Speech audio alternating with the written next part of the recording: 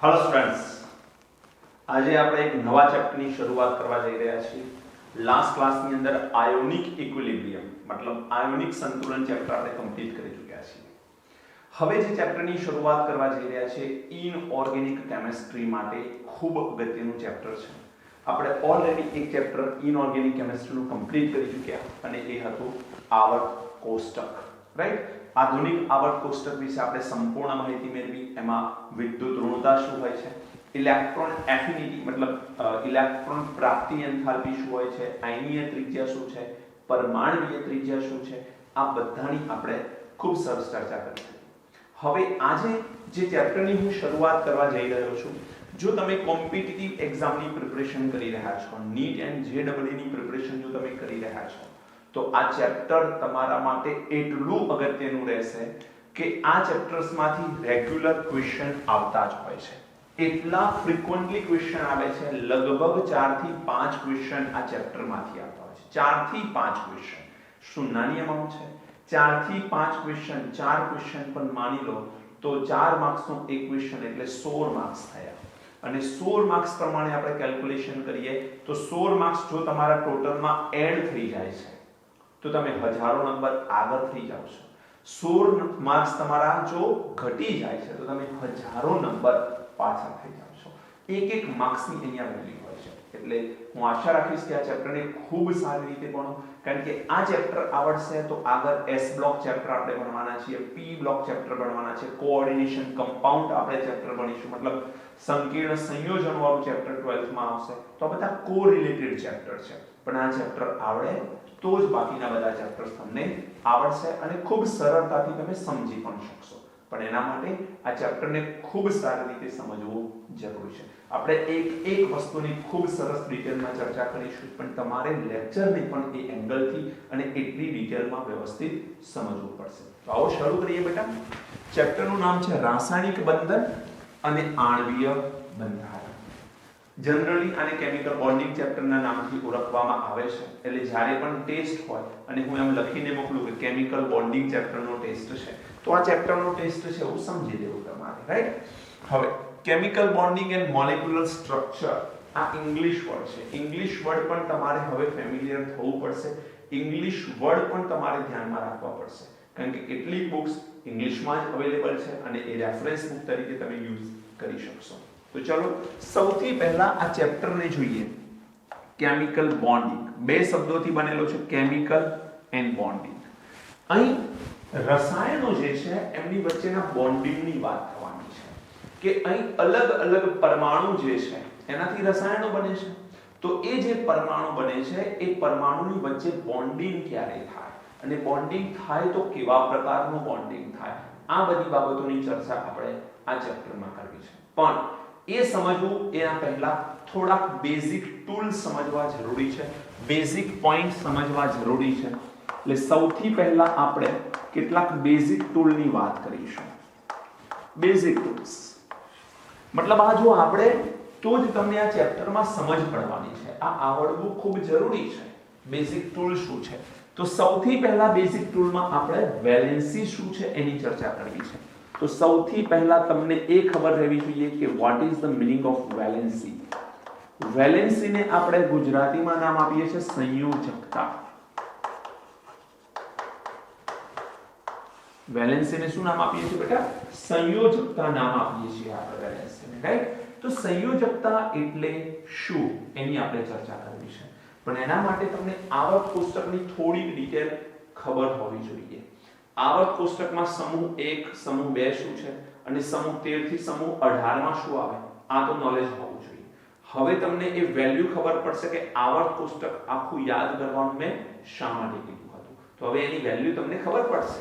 ન યાદ કર્યું હોય તો એ લેક્ચર્સ તમારી સાથે છે જ હજુ, તો એને એકવાર જુઓ, યાદ કરી લો અને ત્યારબાદ આ ચેપ્ટર્સ જુઓ, નહીં તો ખબર નહીં પડે તમને। ચલો, વેલેન્સી અથવા સંયોજકતા એટલે શું એ મારે તમને કહેવું છે। તો કોઈ પણ સંયોજકતા અલગ અલગ હોઈ શકે દરેક પરમાણુની, એટલે આપણે એને જનરલાઇઝ ફોર્મમાં લખીએ છીએ કે કોઈ પણ તત્વની બંધ બનાવવાની કોઈ પણ તત્વની બંધ બનાવવાની ક્ષમતા. જો ઇંગ્લિશમાં કહું તો કમ્બાઇનિંગ કેપેસિટી ઓફ એલિમેન્ટ. એક એલિમેન્ટની બીજા એલિમેન્ટ સાથે કમ્બાઇન થવાની કેપેસિટી, કેટલા બંધ બનાવીને તે જોડાશે, એ કેપેસિટીને આપણે શું નામ આપીએ છીએ? વેલેન્સી તરીકે ઓળખીએ છીએ. વેલેન્સી ઇંગ્લિશ વર્ડ વધુ કામનો છે એટલે મેં અહીંયા વેલેન્સી લખ્યું છે. તમે ગુજરાતીમાં આ શબ્દને સંયોજકતા પણ લખી શકો છો. હવે વેલેન્સી માટે તમને ખ્યાલ છે કે આપણી પાસે s બ્લોક એલિમેન્ટ હોય છે. s બ્લોકમાં કેટલા સમૂહ આવેલા છે? કેટલા સમૂહ? બે. Very good. બે સમૂહ આવેલા છે, સમૂહ નંબર 1 અને સમૂહ નંબર 2. તો s બ્લોકની અંદર બે સમૂહ આવેલા છે, સમૂહ નંબર 1 અને સમૂહ નંબર 2. સમૂહ નંબર 1 છે એની ઇલેક્ટ્રોન રચના છે ns1. સમૂહ નંબર 2 છે એની ઇલેક્ટ્રોન રચના છે ns2, ns1, ns2. હવે p બ્લોકની રજૂઆત ક્યાંથી ક્યાં સુધી થાય છે બેટા? તો p બ્લોકની જો આપણે વાત કરીએ તો સમૂહ નંબર 13, 14, 15, 16, 17 અને 18. મતલબ 13 થી શરૂ કરીને 18 સમૂહ સુધી p વિભાગના તત્વો આવે. હવે 13મા સમૂહની ઇલેક્ટ્રોન રચના શું થાય બેટા? તમને ખ્યાલ હોવી જોઈએ. હવે તો ns2 np1. છેલ્લો ઇલેક્ટ્રોન p કક્ષકમાં જઈ રહ્યો છે અને માટે તો આને આપણે p વિભાગનું તત્વ કહીએ છીએ. લાસ્ટ ઇલેક્ટ્રોન ક્યાં જઈ રહ્યો છે બેટા? છેલ્લો ઇલેક્ટ્રોન જઈ રહ્યો છે 13મા અને માટે આપણે આને p વિભાગનું તત્વ કહીશું. ચલો, p કક્ષકમાં ઇલેક્ટ્રોન જઈ રહ્યો છે 13મા સમૂહમાં, માટે 13મો સમૂહ p બ્લોકનો એલિમેન્ટ. 14માં શું થાય? ns2 np2. 15માં શું થાય? ns2 np3. આમાં શું થશે? ns2 np4. આમાં શું થાય? ns2 np5. અને 18મા સમૂહમાં શું થાય? ns2 np6. આ ઇલેક્ટ્રોન રચનાઓ થઈ. ક્લિયર છે આટલું? આ તત્વની ઇલેક્ટ્રોન રચનાઓ છે બેટા. હવે સમજવાની કોશિશ કરજો કે સમૂહ 1 ની બાહ્યતમ કક્ષામાં એક ઇલેક્ટ્રોન છે તો એની સંયોજકતા 1 કહેવાશે. બીજા સમૂહની બાહ્યતમ કક્ષામાં 2 ઇલેક્ટ્રોન છે તો એની સંયોજકતા 2 કહેવાશે. 13મા સમૂહની બાહ્યતમ કક્ષામાં કેટલા ઇલેક્ટ્રોન? તો 13મો સમૂહ. આ બંનેને કમ્બાઈન ગણવાના, ns2 np1. જો આનું એક એક્ઝામ્પલ આપી દઉં તમને. 13 નંબરનું એલિમેન્ટ એલ્યુમિનિયમ એ 13મા સમૂહનું જ એલિમેન્ટ છે. 13મા સમૂહમાં જ 13 નંબરનું એલિમેન્ટ આવે છે. ઇલેક્ટ્રોન રચના લખીશું તો શું આવશે? 1s2 2s2 2p6 3s2 3p1. Electron રચના લખતા તો તમને આવડતી હશે એવું હું દ્રઢપણે માનું છું.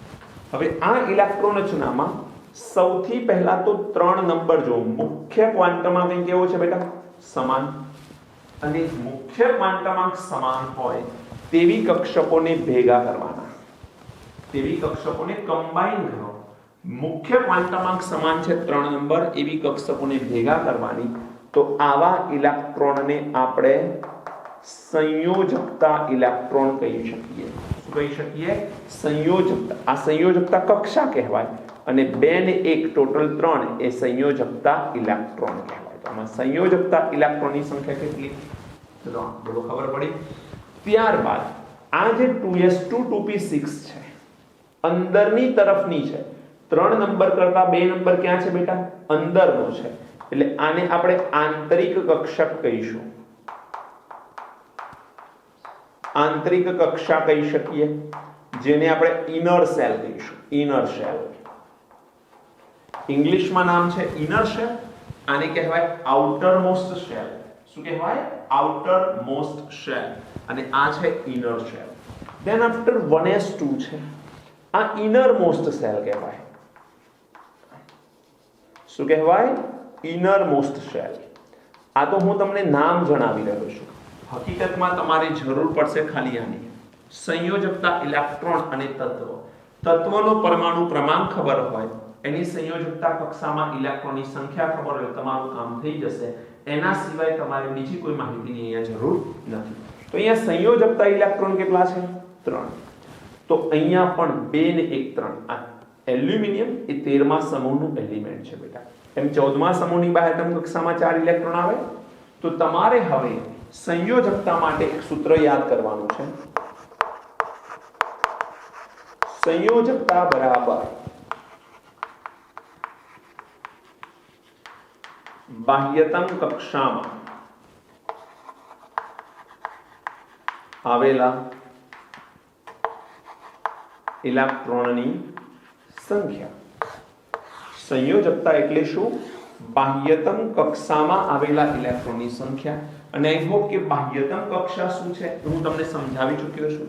બાહ્યતમ કક્ષા એટલે સમાન મુખ્ય ક્વાન્ટમમાં હોય એમાં આવેલા ઇલેક્ટ્રોનની સંખ્યાને આપણે સંયોજકતા ઇલેક્ટ્રોન કહીશું. એ જ બાહ્યતમ કક્ષામાં આવેલા ઇલેક્ટ્રોનની સંખ્યા, એ જ સંયોજકતા ઇલેક્ટ્રોન. આને જ નામ શું આપશો?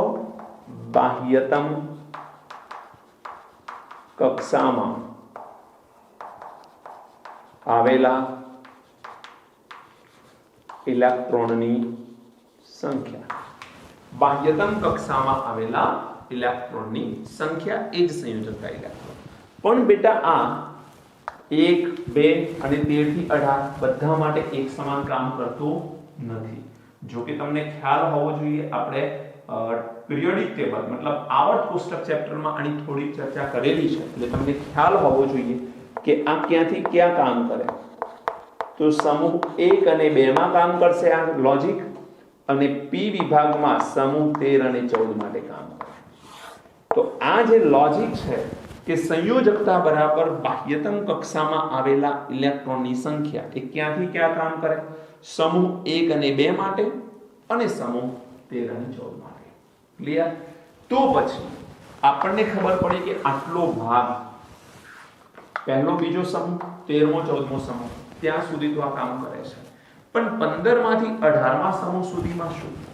તો આપણે આમ 15 થી 18 માટે તમારે એક બીજી વસ્તુ યાદ રાખવાની છે કે આવા સમૂહો માટે સંયોજકતા બરાબર સૂત્ર થોડું ચેન્જ થઈ જાય છે. સૂત્રમાં શું કરીશું આપણે? તો બાહ્યતમ કક્ષામાં અષ્ટક પૂર્ણ હોય એટલે 8 કહેવાય. 8 માઈનસ બાહ્યતમ કક્ષામાં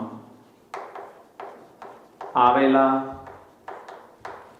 ઇલેક્ટ્રોનની સંખ્યા. સંયોજકતા બરાબર શું થાય? 8 માઈનસ બાહ્યતમ કક્ષામાં આવેલા ઇલેક્ટ્રોનની સંખ્યા. પણ કોના માટે આ સૂત્ર લાવવું પડે? સમૂહ 15 થી સમૂહ 18 માટે. હવે દીકરા, તમને કોઈ એલિમેન્ટ આપેલું હશે, સૌથી પહેલા તો તમારે એ ફાઇન્ડ આઉટ કરવું પડે કે આ એલિમેન્ટ કયા સમૂહનું છે. કયા સમૂહનું છે એ ખબર ન હોય તો આ સૂત્રથી સંયોજકતા નક્કી કરવી, કે આ સૂત્રથી ખબર નહીં પડે. એટલે તમને આ કયા સૂત્રથી સંયોજકતા નક્કી કરવી એ ચેક કરવા માટે તમને એલિમેન્ટની ખબર પડવી જોઈએ. હવે બેટા અહીં તમે જુઓ, એલ્યુમિનિયમ 13મું તત્વ છે અને 13મું તત્વ 13મા એલિમેન્ટનું હોય છે. આ ખબર હશે તમને. હવે 13મા એલિમેન્ટનું આ તત્વ, એની બાહ્યતમ કક્ષામાં 3 ઇલેક્ટ્રોન, 13મો સમૂહ અહીં છે એટલે બાહ્યતમ કક્ષામાં આવેલા ઇલેક્ટ્રોનની સંખ્યા એ જ એની સંયોજકતા. મતલબ એની સંયોજકતા શું થાય? 3. તો એલ્યુમિનિયમની સંયોજકતા 3 થઈ. આ ખબર પડવી જોઈએ આપણને. આવડે કે નહીં આટલું? આ ખૂબ સિમ્પલ લોજિક છે. મેં વાત કરી S અને ખાલી P વિભાગના તત્વોની. હવે આપણે વાત કરવી છે D વિભાગના માટે. D વિભાગના તત્વો માટે જો હું વાત કરું, ચલો D વિભાગ. તો D વિભાગની અંદર તમને ખ્યાલ હશે કે પ્રથમ સંક્રાંતિ શ્રેણી, દ્વિતીય સંક્રાંતિ શ્રેણી, તૃતીય સંક્રાંતિ શ્રેણી, ચતુર્થ સંક્રાંતિ શ્રેણી એવું આવે. પણ એમાંથી આપણે એક વસ્તુ સમજીએ જેની આપણે વારંવાર જરૂર પડવાની છે, એની જ વાત કરીએ. Scandium, titanium, vanadium, chromium, manganese, iron, cobalt, nickel, copper and zinc. Element યાદ રાખવાના સૂત્રો હું તમને ઓલરેડી આપી ચૂક્યો છું. ST વડોદરા કેન્દ્રમાં ફેકો નિકુંજ. ફરી બોલું છું, ST વડોદરા કેન્દ્રમાં ફેકો નિકુંજ. ન લખ્યું હોય આવર્ત પુસ્તક વખતે તો ફરી લખી લેજો. એકવાર ફરી બોલું છું, ST વડોદરા કેન્દ્રમાં ફેકોની કુંજ. ઓકે, આ સૂત્ર દ્વારા આખી શ્રેણી તમને યાદ થાય. આ પ્રથમ સંક્રાંતિ શ્રેણી છે. આ શ્રેણીને શું કહેવાય છે બેટા? પ્રથમ સંક્રાંતિ શ્રેણી કહેવામાં આવે છે. આ ડી વિભાગના તત્વો છે. આમના પરમાણુ ક્રમાંક યાદ કરવા પડે તમારે. આવર્તમાં છે એટલે સરંગ આવશે 21, 22, 23, 24, 25, આયર્નનો 26, કોબાલ્ટ 27, નિકલ 28, કોપર 29 અને ઝિંક 30. હવે ડી વિભાગ આખું ચેપ્ટર છે તમારે, અને એ ચેપ્ટર આપણે ભણવાના છીએ 12 સાયન્સમાં. નો ડાઉટ કે એટમિક સ્ટ્રક્ચર જ્યારે મેં ભણાવ્યું ત્યારે મેં અપવાદ રૂપ ઇલેક્ટ્રોન રચનાની વાત કરી હતી, ક્રોમિયમ અને કોપરની. યાદ છે? તો એ ક્રોમિયમ અને કોપર અહીંયા છે. જુઓ, એક આ ક્રોમિયમ રહ્યો અને આ કોપર રહ્યો. તો એ પરમાણુય બંધારણ ચેપ્ટરમાં વિશિષ્ટ ઇલેક્ટ્રોન રચના વાળો પોઈન્ટ એ યાદ હોવો જોઈએ, તો તમને આમાં ખબર પડશે. હું ખાલી બાહ્યતમ કક્ષાની ઇલેક્ટ્રોન રચના લખવાનો છું. તો અહીંયા આવશે 3d1 4s2, ટિટેનિયમમાં આવશે 3d2 4s2, અહીંયા આવશે 3d3 4s2. ક્રોમિયમમાં વિશિષ્ટ ઇલેક્ટ્રોન રચના હોય છે બેટા, તમને ખ્યાલ હશે. આવે છે 3d5 4s1. Mn માં શું આવે છે? 3d5 4s2. આયર્નમાં શું આવે છે? 3d6 4s2. કોબાલ્ટમાં શું આવે છે? 3d7 4s2. નિકલમાં શું આવે છે? 3d8 4s2. કોપરમાં શું આવે છે? 3d10 4s1. અને ઝિંકમાં શું આવે છે? 3d10 4s2. તમને ખ્યાલ હશે આ વિશિષ્ટ ઇલેક્ટ્રોન રચનાઓ કઈ છે? એક કોપરની અને એક ક્રોમિયમની. એમાં તમે જોશો તો 4s1 છે, રાઈટ? આ બાહ્યતમ કક્ષાની મેં લખી છે ઓલરેડી. આ ચર્ચા આપણે કરી ચૂક્યા છીએ પરમાણુય બંધારણમાં. તમને એ ખ્યાલ હોવો જોઈએ. હવે તમારે ધ્યાન એ રાખવાનું છે બેટા કે અહીંયા 3d1 4s2 જે આવેલો છે, આમાં બાહ્યતમ કક્ષામાં ઇલેક્ટ્રોન કેટલા છે? 3. 2 + 1 કેટલા ઇલેક્ટ્રોન છે બેટા? 3. અહીં તમે જુઓ કેટલા ઇલેક્ટ્રોન છે? 4. હવે અહીં જે લોજિક મેં તમને શીખવાડ્યું કે 3s2 3p1, બાહ્યતમ કક્ષાનો મુખ્ય ક્વાન્ટમાંક કેવો છે બેટા? અહીંયા સમાન છે. હવે જો મુખ્ય ક્વાન્ટમાંક સમાન છે તો અહીં ઉપરની તરફ આપણે ઇલેક્ટ્રોનનો શું કર્યો? સરવાળો, જેને આપણે નામ આપી દીધું સંયોજકતા. અહીંયા શું આ બંનેને બાહ્યતમ કક્ષા કહીશું? એક 3d છે, એક 4s છે. અલગ અલગ મુખ્ય ક્વાન્ટમાંક છે બેટા. અલગ અલગ મુખ્ય ક્વાન્ટમાંકને સંયોજકતા કક્ષા કહેવાય? મોટો પ્રશ્ન છે. તો ધ્યાન રાખજો બેટા, અહીં જનરલ ઇલેક્ટ્રોન રચના હું લખું છું ડી વિભાગ માટે. આ 3d4s મતલબ s માં જે મુખ્ય ક્વાન્ટમાંક છે એના કરતા d માં એક મુખ્ય ક્વાન્ટમ નંબર ઓછો છે. એટલે હું અહીંયા લખીશ ns અને n-1d, રાઈટ? ns અને n-1d છે. હવે બેટા ns જે છે એમાં 1 થી 2 ઇલેક્ટ્રોન છે. જોઈ શકો છો તમે આમાં 1 છે તો અમુકમાં 2 છે, તો પાછું અહીંયા 1 પણ છે. અને d માં ક્યાંથી ક્યાં સુધી છે? તો 1 થી 10 છે. આ ડી વિભાગના તત્વની જનરલ ઇલેક્ટ્રોન રચના થઈ, અને આ બંનેના ટોટલ ઇલેક્ટ્રોનને જ આપણે સંયોજકતા ઇલેક્ટ્રોન કહીશું. હવે તમને મનમાં પ્રશ્ન ઉપસ્થિત થાય કે સર અહીં મુખ્ય ક્વાન્ટમ નંબર સેમ હતો તો બંનેના ઇલેક્ટ્રોનનો સરવાળો કરી સંયોજકતા ઇલેક્ટ્રોન 3 નક્કી કર્યા. ઇટ ઇઝ ઓકે, ખબર પડી ગઈ અમને. પરંતુ અહીં તો મુખ્ય ક્વાન્ટમ નંબર અલગ અલગ છે, 4 અને 3, 3, 4. તો અહીંયા મુખ્ય ક્વાન્ટમ નંબર અલગ અલગ હોવા છતાં પણ આપણે શા માટે બંનેને ભેગા સંયોજકતા ઇલેક્ટ્રોન કહીએ છીએ?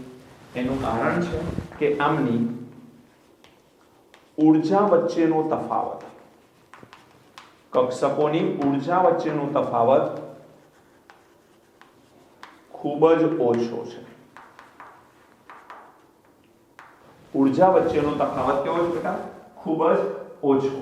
અને જો ઊર્જા વચ્ચેનો તફાવત ઓછો છે તો આપણે શું કહી શકીએ કે આ બંને કક્ષકો ભલે અલગ અલગ નંબરની છે, મુખ્ય ક્વોન્ટમ નંબર ભલે અલગ અલગ બતાવે છે, છતાં પણ એમના ઇલેક્ટ્રોનનો સરવાળો એને આપણે સંયોજકતા ઇલેક્ટ્રોન કહીશું. તો બંનેના સરવાળાને જ આપણે શું નામ આપીશું? સંયોજકતા કક્ષા, અને ઇલેક્ટ્રોનને સંયોજકતા ઇલેક્ટ્રોન તરીકે ઓળખીશું. તો હું તમને એમ પૂછું કે આ સ્કેન્ડિયમ છે, આ સ્કેન્ડિયમની સંયોજકતા કેટલી? ચલો જવાબ આપો મને. એની બાહ્યતમ કક્ષામાં રહેલા ઇલેક્ટ્રોનની સંખ્યા જેટલી. કેટલી બેટા? 3. કેટલી? 3. બોલો આવડે કે નહીં? તો અહીં સ્કેન્ડિયમની બાહ્યતમ કક્ષામાં 21 નંબરનું એલિમેન્ટ સ્કેન્ડિયમ છે. ઇલેક્ટ્રોન રચના લખું તો R1 3d1 4s2. તો અહીં બાહ્યતમ કક્ષામાં 3 ઇલેક્ટ્રોન છે. આ એના સંયોજકતા ઇલેક્ટ્રોન કહેવાય. તો આના સંયોજકતા ઇલેક્ટ્રોનની સંખ્યા કેટલી થવાની બેટા? 3 થવાની. બોલો આવડે કે નહીં? આવી રીતે સૌથી પહેલા તો તમને ઇલેક્ટ્રોન શોધતા આવડવા જોઈએ કે સંયોજકતા ઇલેક્ટ્રોન કોના કેટલા છે. બીજો એક મુદ્દો તમારે જરૂર પડશે વારંવાર, અને એ છે ઇલેક્ટ્રોનેગેટિવિટી. વિદ્યુત ઋણતાના મુદ્દાની જરૂર પડશે. એ વિદ્યુત ઋણતાનો મુદ્દો પણ હું અહીંયા લખી દઉં છું, તમે એને નોટ કરી લો. આ હું કાઢી દઉં છું અત્યારે. વિદ્યુત ઋણતા વાળો પોઈન્ટ જેની જરૂર પડવાની છે ચેપ્ટરની અંદર, એ હું અહીંયા લખી દઉં છું. વિદ્યુત ઋણતા શું છે એની ચર્ચા તો આપણે already chapter number periodic table એમાં કરી ચૂક્યા છીએ. વિદ્યુત ઋણતા એટલે બંધમાં રહેલા ઇલેક્ટ્રોનને આકર્ષવાની વૃત્તિ, એને આપણે વિદ્યુત ઋણતા કહીએ. આખા આવર્ત કોષ્ટકમાં સૌથી વધુ વિદ્યુત ઋણતા કોની બેટા? વેરી ગુડ, ફ્લોરિનની. તો ફ્લોરિનની સૌથી વધુ છે. કેટલી છે ખ્યાલ છે? 4.0. એના પછી સેકન્ડ હાઈએસ્ટ કોણ આવે બેટા? ઓક્સિજન 3.5. ચલો ઓક્સિજન પછી કોણ આવે?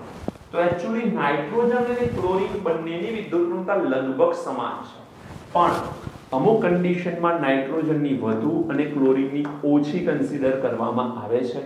એક્ઝેક્ટ વેલ્યુ કહું તો નાઇટ્રોજનની 3.15 અને ક્લોરીનની 3.0 છે. આમ ઓલમોસ્ટ બંનેને સેમ ગણવામાં આવતા હોય છે. જરા ધ્યાન રાખો.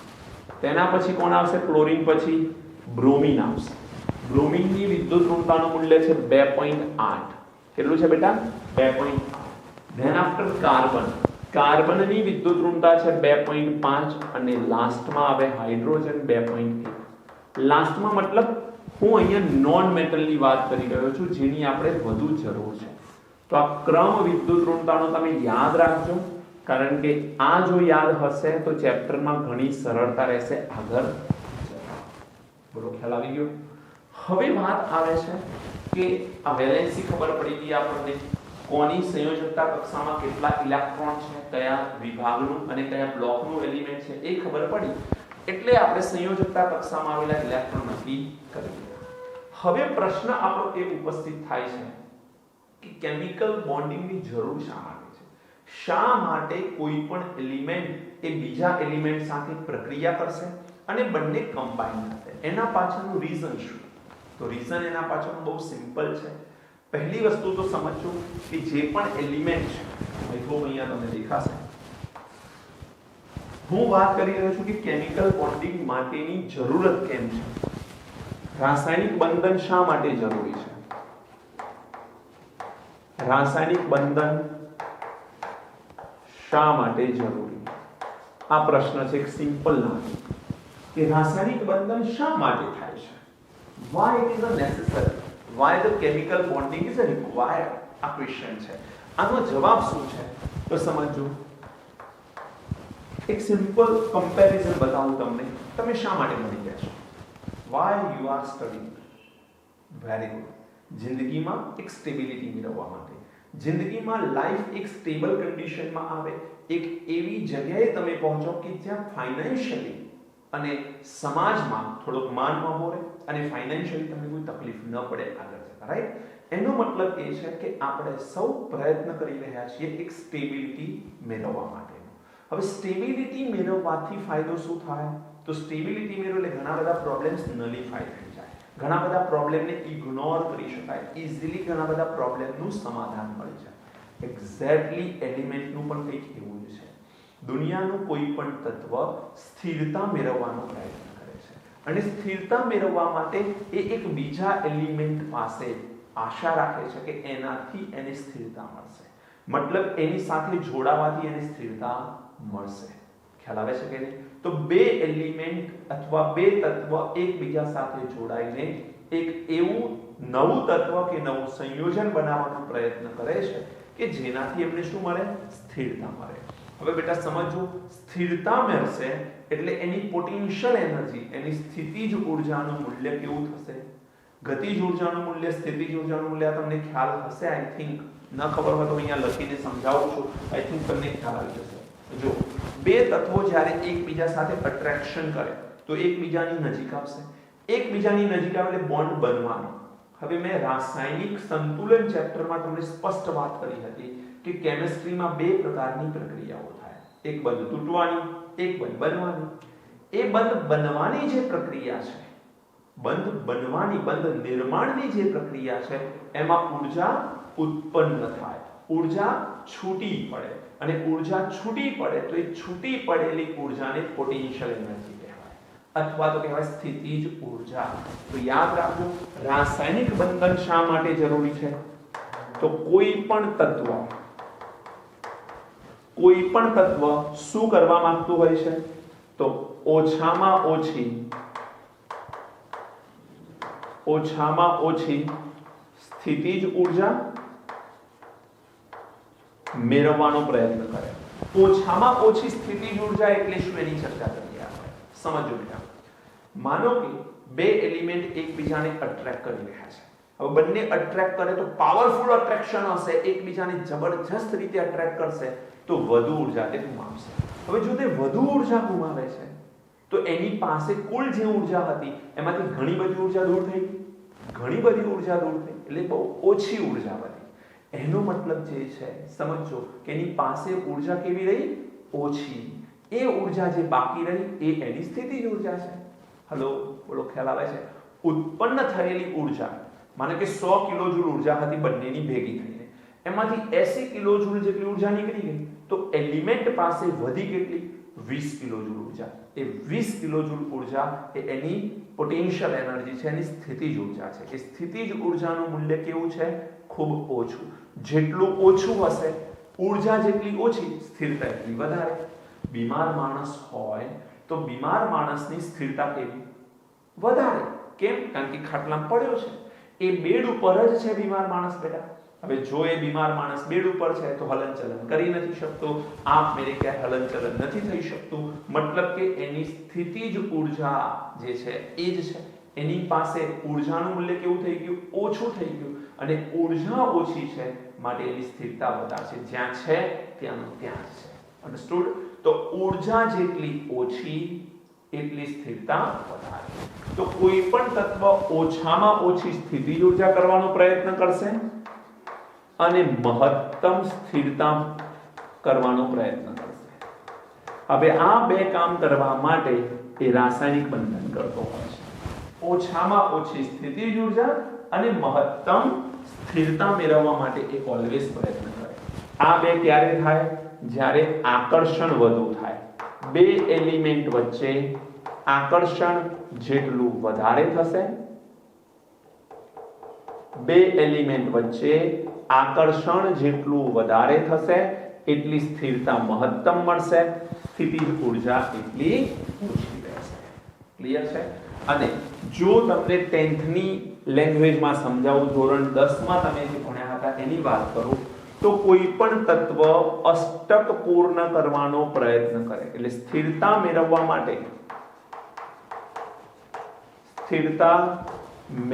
માટે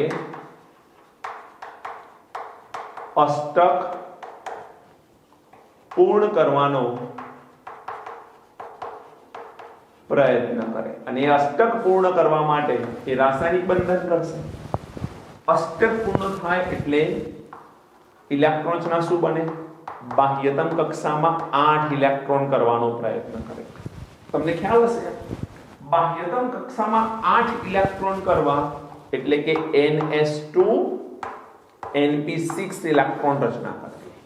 એક તો આવો પ્રયત્ન થાય. બીજું કદાચ તમને ખ્યાલ હોય તો એક ડબલેટ પ્રકારની ઇલેક્ટ્રોન રચના પણ બનાવી શકે. ડબલેટને ગુજરાતીમાં ડબલેટ જ કહે છે. ડબલેટ પ્રકારની ઇલેક્ટ્રોન રચના કરવાનો પ્રયત્ન કરે. 2 ઇલેક્ટ્રોન. આ પણ તમને ખ્યાલ હશે હિલિયમ. આપણને ખબર છે કે હિલિયમને નિષ્ક્રિય વાયુ તત્વોની સાથે રાખ્યું છે, પણ એમાં અષ્ટક પૂર્ણ નથી થતી, એની તો ડબલેટ જ પૂર્ણ થાય છે. હિલિયમની જો હું વાત કરું તો 1s2 ઇલેક્ટ્રોન રચના છે, આ ડબલેટ છે. તો તત્વને ડબલેટ મળે તો પણ સ્થાયી બને, અષ્ટક પૂર્ણ થાય તો પણ સ્થાયી બને. અને આ બધું કામ કરવા માટે એ ઓલવેઝ શું કરતું હોય છે? રાસાયણિક બંધન કરતું હોય છે. રાસાયણિક બંધનની રિક્વાયરમેન્ટ શા માટે છે? શા માટે રાસાયણિક બંધન જરૂરી છે? તો એના રીઝન છે કે કોઈ પણ તત્વ ઓછામાં ઓછી સ્થિતિજ ઊર્જા કરવાનો પ્રયત્ન કરે છે, એના માટે મહત્તમ સ્થિરતા મળશે એને, અને એ બંને મેળવવા માટે એને આકર્ષણ વધુ કરવું પડે. બે એલિમેન્ટ એકબીજાને જેટલા મજબૂતાઈથી આકર્ષિત કરશે એટલી એની સ્થિરતા મહત્તમ હશે અને સ્થિતિજ ઊર્જા મિનિમમ હશે. સ્થિરતા મેળવવા માટે એ અષ્ટક પૂર્ણ કરવાનો પ્રયત્ન કરે છે. અષ્ટક પૂર્ણ કરે તો બાહ્યતમ કક્ષામાં 8 ઇલેક્ટ્રોન થાય. ધેટ ઇઝ ns2 np6 પ્રકારની ઇલેક્ટ્રોન રચના થઈ શકે. અથવા કહેવાય ડબલેટ પૂર્ણ કરવાનો પ્રયત્ન કરે, ધેટ મીન્સ 2 ઇલેક્ટ્રોન કરવાનો તે પ્રયત્ન કરે છે. ખ્યાલ આવી ગયો? ક્લિયર છે બધાને? તો બહુ સિમ્પલ વાતો છે. આ એકદમ બેઝિક વાતની રજૂઆત કરી છે. મારે તમને કેમિકલ બોન્ડ શું હોય છે એની વાત કરવી છે, અને પછી કેમિકલ બોન્ડિંગની શરૂઆત કરવી છે. આ તો મેં તમને ખાલી બેઝિક ટૂલ સમજાવ્યા છે કે આ ચેપ્ટર સમજવા માટે આ સમજવું જરૂરી છે. ઓકે, નોટ કરી લો, પછી હું બોન્ડના પ્રકાર સમજાવી દઉં. થઈ ગયું બેટા? ચલો હવે આપણે નેક્સ્ટ સ્ટેપની વાત કરીએ. કેમિકલ બોન્ડિંગ, એના બંધના પ્રકાર વિશે વાત કરવી છે.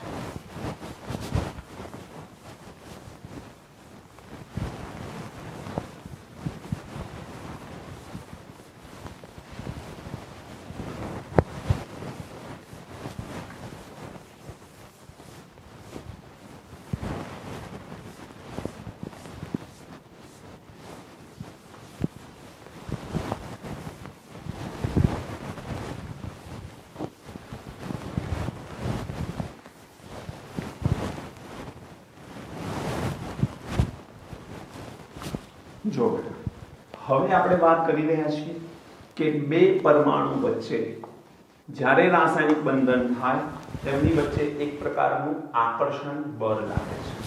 તો અહીં સૌથી પહેલા આપણે વાત કરીએ છીએ કે આકર્ષણ બળ એ જ એક પ્રકારનું શું છે?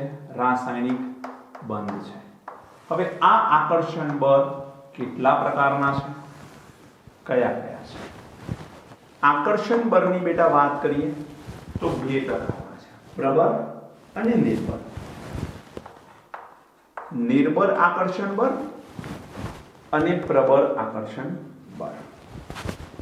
નિર્બળ અને પ્રબળ એ કેવી રીતે નક્કી થાય? આ નિર્બળ છે ને આ પ્રબળ છે, કેવી રીતે ખબર પડે? તો એક મિનિમમ ઊર્જા કરતા એક વધારે ઊર્જાની જરૂર પડે બંધ તોડવા માટે, તો એ પ્રબળ બંધ કહેવાય. જેમ કે પ્રબળ બંધની ડેફિનેશન એવી છે. પહેલા તો બંધ ઊર્જા કોને કહેવાય એ તમને ખ્યાલ છે? બંધ ઊર્જા ઇંગ્લિશમાં કહેવાય છે બોન્ડ એનર્જી. Bond energy. વાક્ય હું બોલી જાઉં છું, તમે લખવું હોય તો લખી શકો છો. કોઈ પણ બે પરમાણુ વચ્ચે બનેલા બંધને તોડવા માટે આપવી પડતી ઊર્જા એને બંધ ઊર્જા કહેવાય છે. ફરી બોલું છું, કોઈ પણ બે પરમાણુ વચ્ચેના બંધને તોડવા માટે આપવી પડતી ઊર્જાને શું કહીશું આપણે? બંધ ઊર્જા તરીકે ઓળખીશું. તો બંધ ઊર્જાનું મૂલ્ય ધ્યાન રાખજો. જો બંધ ઊર્જાનું મૂલ્ય 42 કિલો જૂલ પર મોલ કરતા વધારે જરૂર પડે, મતલબ કોઈ પણ બંધને તોડવા માટે 42 કિલો જૂલ પર મોલ કરતા ઊર્જા વધારે આપવી પડે તો એ બંધ પ્રબળ છે. અને કોઈ પણ બંધને તોડવા માટે બંધ ઊર્જા 42 કિલો જૂલ કરતા ઓછી આપવી પડે તો એ નિર્ભર બંધ છે. તો અહીં તમે બંધ ઊર્જાના રેફરન્સમાં કહી શકો છો બંધ ઊર્જાની કિંમત 42 કિલો જૂલ પર મોલ કરતા ઓછી હોય તો એ બંધને નિર્ભર બંધમાં કેલ્ક્યુલેટ કરાય છે, અને 42 કિલો જૂલ પર મોલ કરતા વધુ હોય તો એને પ્રબળ બંધમાં કેલ્ક્યુલેટ કરાય છે. હવે નિર્ભર બંધ કયા કયા છે? તો નિર્ભર બંધ જનરલી બે પ્રકારના છે. એકને કહેવામાં આવે છે વાન ડર વાલ્સ આકર્ષણ બળ અથવા વાન ડર વાલ્સ બળ, અને વાન ડર વાલ્સ બંધ પણ કહે છે. ઓકે, વાન ડર વાલ્સ બંધ પણ કહી શકો છો, વાન ડર વાલ્સ ફોર્સ પણ કહેવાય, વાન ડર વાલ્સ બળ પણ કહેવાય, વાન ડર વાલ્સ આકર્ષણ બળ પણ કહેવાય. અને બીજો છે એ છે હાઇડ્રોજન બંધ, હાઇડ્રોજન ફોર્સ, હાઇડ્રોજન બળ વગેરે કહેવાય. આમાં જો હું બંધ ઊર્જાની વાત કરું તો આની બંધ ઊર્જા ખૂબ ઓછી હોય છે, લગભગ 8 કિલો જૂલ પર મોલ કરતા પણ ઓછી. એટલે આ અત્યંત નિર્બળ છે એવું કહેવાય બેટા, અત્યંત નિર્બળ. આની હું બંધ ઊર્જાની વાત કરું હાઇડ્રોજન બંધની, તો બંધ ઊર્જાની કિંમત જે છે એ એક્ઝેક્ટ વેલ્યુ છે 8 થી 42 કિલો જૂલની વચ્ચે. 8 કિલો જૂલ થી 42 કિલો જૂલની વચ્ચે એ હાઇડ્રોજન બંધની બંધ ઊર્જા છે. પ્રબળ બંધ કયા કયા છે? તો પ્રબળ બંધનું લિસ્ટ તમારે યાદ રાખવાનું. આપણે આ બધા જ બંધ ભણવાના છીએ આ ચેપ્ટરની અંદર. વાન ડર વાલ્સ બંધ શું છે સમજીશું, હાઇડ્રોજન બંધ શું છે એ પણ ભણીશું આપણે. એક છે આયોનિક બંધ, આયોનિક બંધ. બીજો છે સહસંયોજક બંધ. ત્રીજો બંધ છે એને કહેવાય છે સવર્ગ સહસંયોજક બંધ, સવર્ગ સહસંયોજક બંધ. અને ચોથો બંધ છે એને કહેવાય છે ધાત્વિક બંધ અથવા ધાત્વીય બંધ. ધાતુઓમાં જોવા મળે એને ધાત્વીય બંધ કહે છે. આયોનિક બંધ, સહસંયોજક બંધ, સવર્ગ સહસંયોજક બંધ, ધાત્વીય બંધ, આ બધા જ આપણે આ ચેપ્ટરમાં ડીલ કરીશું. આ બધાને આ ચેપ્ટરમાં ભણીશું એક એક કરીને. એક એક કરીને બધા જ ભણવાના છીએ, પણ એટલું ધ્યાન રાખવા બધા જ બંધ પ્રમાણમાં પ્રબળ છે. બંધ ઊર્જાની કિંમત કેટલી છે બેટા? 42 કિલો જૂલ પર મોલ કરતા વધારે છે. બે ધાતુઓ વચ્ચે બંધ બને તો એને આપણે શું નામ આપીશું? ધાત્વીય બંધ નામ આપીશું. સવર્ગ સહસંયોજક બંધ, એક ઇલેક્ટ્રોન દાતા હોય અને કોઈ એક ઇલેક્ટ્રોન સ્વીકારનાર હોય તેમની વચ્ચે સવર્ગ સહસંયોજક બંધ બનતો હોય છે. ઇલેક્ટ્રોનની ભાગીદારીથી બંધ બને તો સહસંયોજક બંધ બને છે, એક એક ઇલેક્ટ્રોનની ભાગીદારીથી. અને બે આયનો વચ્ચે બંધ બને તો એને આયોનિક બંધ કહે છે. આ સૌમાં આયોનિક બંધ વધુ મજબૂત હોય છે. સૌથી પ્રબળ બંધ કયો આમાં? આયોનિક બંધ. આયોનિક બંધ ધરાવતા જેટલા પદાર્થો હશે એમના ગલન બિંદુ, ઉત્કલન બિંદુ વગેરે ઊંચા હોય છે. એમના મેલ્ટિંગ પોઈન્ટ ઊંચા છે, ગલન નથી થતું. આ સોલિડ હોય છે, ઝડપથી પીગળતા નથી. એનું કારણ છે એમની વચ્ચે મજબૂત બંધ છે, અને એ બંધનું નામ શું છે? આયોનિક. ક્લિયર બેટા? તો આ જનરલ વાત કરી મેં કે બંધ કયા કયા પ્રકારના છે. જેટલા પણ બોર્ડ પર તમને બંધ દેખાય છે, ચાહે પ્રબળ ચાહે નિર્બળ, એક એક બંધ આપણે ડિટેલમાં ભણવાના છીએ. ઓકે, ખાસ કરીને આની વધારે ચર્ચા કરીશું. આ તો બીજા ચેપ્ટર્સમાં પણ આપણે આગળના ચેપ્ટર્સમાં પણ આની ડિટેલ તો આવવાની છે. આના વિશે આપણે વધારે ડિટેલમાં ચર્ચા કરીશું. તો અહીંયા સુધી રાખીએ છીએ. ચેપ્ટરની મેં શરૂઆત કરી છે. નેક્સ્ટ વિડિયો લેક્ચરમાં આપણે આ બધા બંધની ચર્ચા કરીશું. ચલો મળીએ છીએ. Thank you, God bless you. But ધ્યાન રાખજો, આ ચેપ્ટર અગત્યનું છે. એક પણ લેક્ચર મિસ કર્યા વગર રેગ્યુલર બધા જ વિડિયો જોવાના છે. ઓકે બેટા, મળીએ છીએ. Thank you.